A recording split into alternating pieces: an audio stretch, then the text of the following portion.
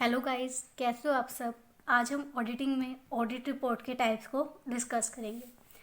First of all, audit report जैसे हमने जो पिछली वीडियोज है उनमें कवर कर चुके हैं। तो ऑडिट रिपोर्ट अब दो टाइप्स के होते हैं।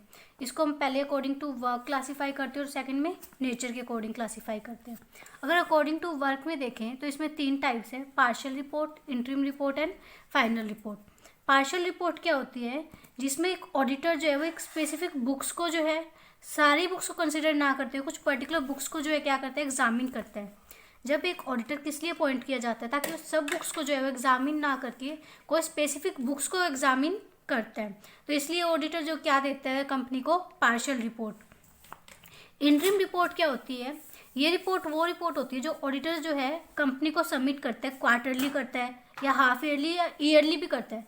बट इस रिपोर्ट में क्या होती है, स्पेशल मैटर के लिए दी जाती है। जैसे कि कंपनी को अगर सपोज इंटरिम डिविडेंड डिक्लेयर करना हो तो कंपनी को क्या करना पड़ेगा, इंटरिम रिपोर्ट जो है वो सबमिट करनी पड़ेगी।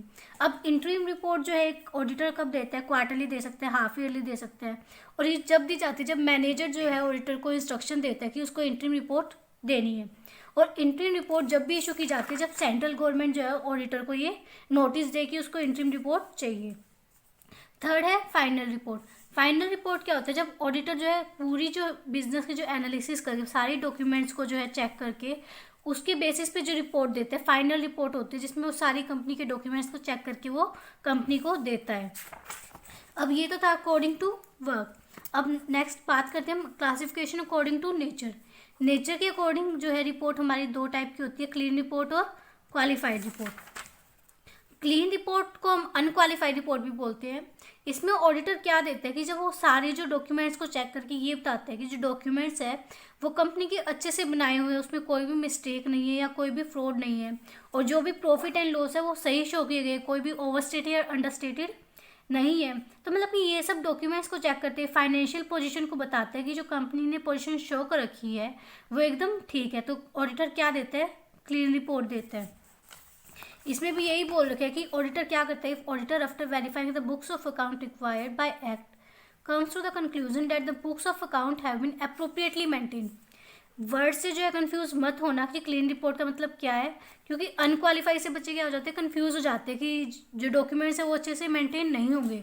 बट अनक्वालिफाई का मतलब क्या है कि जो डॉक्यूमेंट्स है कंपनी के वो अप्रोप्रिएटली मेंटेन्ड है। तो इसमें भी यही होता है कि फाइनेंशियल स्टेटमेंट जो है वो अच्छे से बनाए हुए हैं, यानी जो हमारे गैप है, जनरली अकाउंटिंग प्रिंसिपल्स हैं उनको फॉलो करते हुए हमारे अकाउंट्स बनाए हुए हैं, सारे रूल्स एंड रेगुलेशन को फॉलो करते हुए बनाए हुए हैं। जो भी मटेरियल, जो भी शो करने की चीज़ें हैं, जो भी इंपॉर्टेंट जो थिंग्स हैं, जो भी हमारी इन्फॉर्मेशन दिखाई गई है वो सारी सही है। एंड लास्ट, जो भी मेथड यूज़ किए गए, जैसे डेप्रिसिएशन में मेथड यूज़ करते हैं हम, स्ट्रेट लाइन मेथड या रिटन डाउन वैल्यू मेथड, वो भी सही अप्रोप्रिएट यूज़ किए गए हैं। बल्कि जो हमारा ईयर होता है उसके बीच में वो चेंज नहीं किए हुए, एक कंसिस्टेंसी है हमारे अकाउंट्स में। सेकंड है क्वालिफाइड रिपोर्ट। क्वालिफाइड रिपोर्ट को हम मॉडिफाइड रिपोर्ट भी बोलते हैं।